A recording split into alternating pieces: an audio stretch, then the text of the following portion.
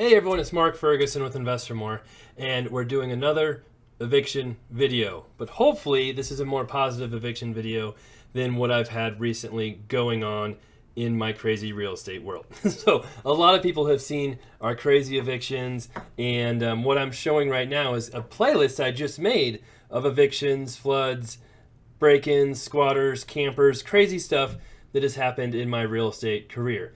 And I'll go through some of these videos, but you can just find it, evictions and other crazy stories, if you ever want to go through some of those. I think I got most of them, but there might be some I missed. Now, hoarder houses. I need to add hoarder houses. But a lot of people see these crazy stories and see everything that happens to me, and it can be a turnoff to real estate because I think they think this is how all real estate is, and it's all bad, and there's always evictions, there's always crazy stuff happening. And that is not the case. So there are a number of reasons why so much crazy stuff happens to me. And a lot of that is me bringing it on myself 100%. And I don't want people to think real estate is always like this. Real estate is amazing. Real estate has been fantastic to me. And I wouldn't keep doing it and go through all this crazy stuff if it wasn't very rewarding and there was a reason for it, right? My goal is not to have crazy stories. Let me put it that way. So I'll talk about that and why we have so many crazy stories and go through some of these. But of course, we love the likes, love the comments, love the shares. Keep those coming as well. And love seeing new subscribers as well. I know we've had a lot of new subscribers lately because we've had so much crazy stuff going on. But just like this property right here, the Ocho, we've had 2 evictions recently. One of them was a squatter.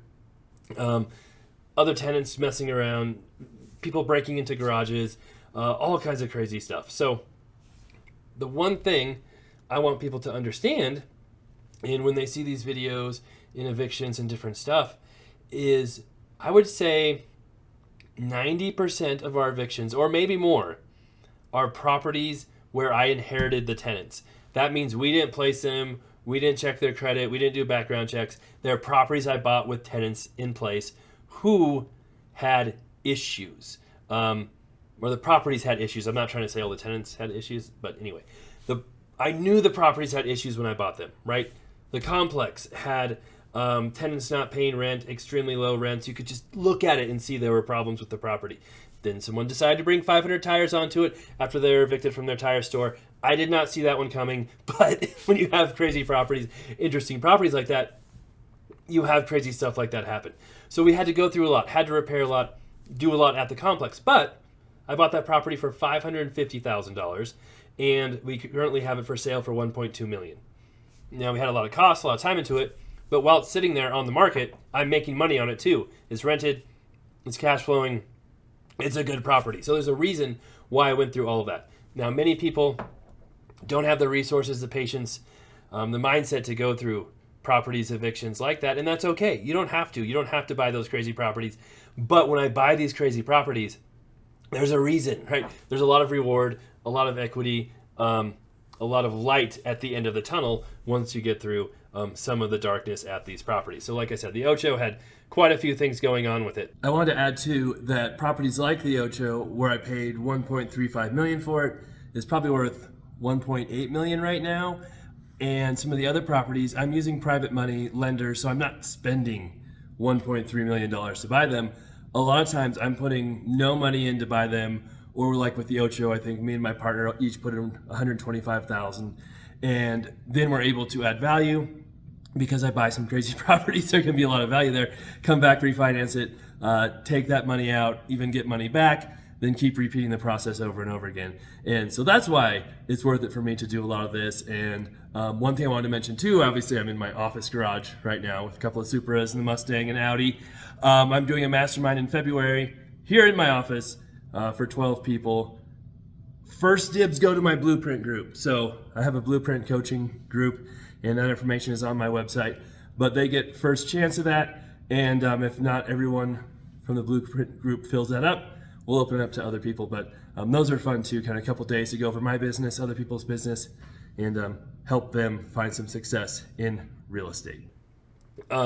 Another one that was crazy was the compound here. Although I was just talking about the complex, but the Ocho's been crazy too.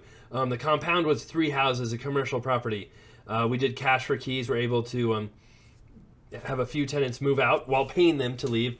One we had to do an eviction on. Again, we knew there were issues with this property when I bought it. I paid $410,000 for it. We went through, did the eviction. We're able to do cash for keys for the other tenants, and in the end, we were able to. You can see all the stuff they had. Oh my god! Refinance the property. It's probably worth in the range of $900,000 right now. Again, huge upside in that property because I was willing to take on all these problems, all these issues. Now, if I was buying a property for $300,000, renting it out for whatever $2,000 a month, and it needed almost no work, and it was worth $330,000, obviously I wouldn't want to go through all of this. It's not worth it. But on our single-family homes, places where we place tenants, do background checks, check credit, all that, we very rarely have tenant issues. Yes, you will always have some issues. There will always be something that comes up when you do enough deals and have enough properties. But for the most part, I think something like, 92% of my tenants paid rent on time, have no issues, no problems. Some tenants pay rent late, some stop paying. Once in a while, we have to go through an eviction, but it's very rare. So, like I said, there's reasons why I'm willing to buy these properties because they have huge upside. But here's the crazy tire one. There we go. It doesn't happen to everybody. And if you're buying stabilized properties, you're buying single-family homes, those are usually much easier to manage, have much less problems than some of the stuff I'm buying. Here's the 500 tire eviction that I was talking about. It was just absolutely crazy. And like I said, all these will be on this playlist now. Like I said, I'll try to remember the place, the Hoarder House. So, a lot of weird stuff happens. A lot of crazy stuff happens. We have frozen pipes. We have different things like that happen. And again, part of that is doing a lot of deals, right? Sometimes at one point, I think it was in 2018, we had 22 flips going at once. And when you have that many flips, it's absolutely crazy. And you have systems and things in place and things you're supposed to do to reduce floods, broken pipes, frozen pipes, things that happen. But when you're doing that many deals, when you have so many things going on, bad things happen as well. And with YouTube, with social media, with TikTok, Facebook, Instagram, all of them, the videos and content that will get the most play are the most interesting ones. And usually you guys think the crazy stuff is the most interesting, which I do as well. So that gets the most play, the most shares, the most exposure. And then people start to think it's always like that. Some people commented on my Instagram and said, why do you always post the bad stuff? I don't ever want to invest. I'm like, I do post good stuff. I post good stuff all the time. It's just that this content gets more attention, more likes, more shares. So Instagram shows it more to people, and that's why you see it. Now, if you guys comment and like all my good posts and happy posts, those would show up more. But that's just not reality. That's not life. And I'm okay with that. But I just want people to understand it's not all crazy. It's not all ridiculous. Another one. And sometimes I bring these on myself too. I just do stupid stuff. 100%. This house right here was me being pretty much an idiot. I bought it from a wholesaler. He told me it was vacant. I never went to check it before I closed on the property. Really dumb on my part. Turns out after we bought it, drove by the house, the guy was still living there. He never moved out. The wholesaler told me he moved out. I trusted the wholesaler. That was my fault. I should have always at least drive by the house, make sure it's vacant before closing if it's supposed to be vacant. So sometimes I just mess up, and that's on me. And that was the situation. We had to go through an eviction. We did it. The guy ended up leaving. Cost us some money, some time, but it wasn't the end of the world. We made money on this flip. It turned out to be okay. So there's some of that as well. And trying to think here of just some of the other crazy stuff that we haven't talked about yet.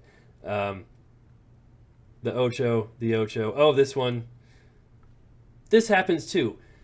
We buy a lot of properties from wholesalers, as I mentioned. When you buy properties from wholesalers, that's another way to add risk, add unknowns to the business. Wholesalers want to get a property under contract, want to sign that contract to the buyer, me, and get out of the deal as quick as possible. Sometimes they don't do all the due diligence. Sometimes they don't do all the checking up they should do. Sometimes they want to just jet and not help if their problems arise. Some wholesalers are great, some aren't. In this particular situation, a wholesaler sold this property to me, had a 14-day post-occupancy agreement. That means I buy the property, then the seller has 14 days to move out. The wholesaler writes the contract that they assign to me, so they come up with the agreement that they get $5,000 held back in escrow.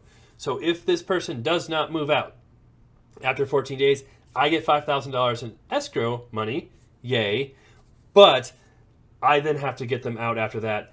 If they don't want to leave on their own, you have to go through an eviction, go through that process. That's what we did. Then you can see, here we are after the eviction, which can take, 30, 45, 60 days in Colorado. Other states can take much, much longer. So if you're in like New York, be very, very, very, very, very, very, very, very careful. It can be crazy up there. But again, buying from wholesalers, buying flips on those conditions, those terms, brings in more risk, brings in more opportunity for these situations to happen. Everyday real estate is not always like that. All right, so I think the camper situation was just weird. So we've had office break-ins. That was just random. Someone stole a camper in a truck and left it on a property recently. That was pretty random. I'm trying to see, where was that one? I'm not sure. Long time ago. There it is. There's the stolen camper. Police were here. Turns out the truck the guy took the camper here with was stolen as too. Hopefully they're arrested now and in jail, but I know the lady went to jail. They're looking for the guy off the truck. Just randomly picked my flip to park there. It cost me some time, but got me a cool video. No other damage done. Nothing else crazy happened. So could this happen to anybody? Yeah, if you have vacant properties, that can happen, but nothing was really harmed. Nothing was done, so not a big deal. Nothing to worry about. And then, here's the house where the camper was left out. It's an old video. There's the camper. Someone just randomly decided to leave a camper in the backyard of this house flip. I had no idea if somebody's living there, what was going on. Police wouldn't come tow it because it's private property. No towing companies would come tow it because they don't want campers. Eventually the camper disappeared. But that was a crazy one, a weird one. And after going through all these experiences and different things and craziness, you learn how to deal with it better the next time. And at the same time, hopefully I can help people watching who want to be investors learn how to deal with stuff better the first time too. So all these crazy stories should be over here. I'll add the hoarder houses. This one had a weird break-in. The Saber house, if people remember the Saber house. I think that guy committed suicide and his friends broke in and spray painted his name everywhere. That was pretty weird. We had a neighbor in this industrial property break in and hang out there. He didn't do any damage either. Just real weird. There he is right there. But weird stuff happens because we buy interesting and different properties. And that's the biggest reason for it. And we buy those interesting and unique properties because there's a lot of reward for taking on those projects, for being willing to take on some of this craziness. So, again, another house where the tenants moved out, flooded the house by opening the windows and turning off the heat. Caused a lot of damage, but we were going to repair it anyway, fix it up. We got that done. So there's quite a few stories here. But just want to clear it up. If you want to be a real estate investor, you want to get in this business, don't expect quite as many crazy things to happen to you that happened to me, unless you're just out there to buy crazy properties and going for the ridiculous, profit margins and different things that sometimes I get myself into. And it doesn't always work out great either, too, right? Buying the foundation house a few years ago, I don't think we ended up making money on that one after all the work and time and money we spent on that. So sometimes I also get myself into situations where I know I probably shouldn't be buying this property, but my emotions get the best of me because I think it'd be cool or fun. And that's usually not a good idea to do either. So again, hopefully my videos help people learn not to do some of the things I do as well. All right. Like I said, lots of cool properties here if you want to go through there. I'll add some more. If you have any suggestions, let me know in the comments below. I'll try and add some more there too as well. Love all the support, the likes, the comments. Love seeing new subscribers as well. I'm sure I'll continue to have crazy stories coming up in the future.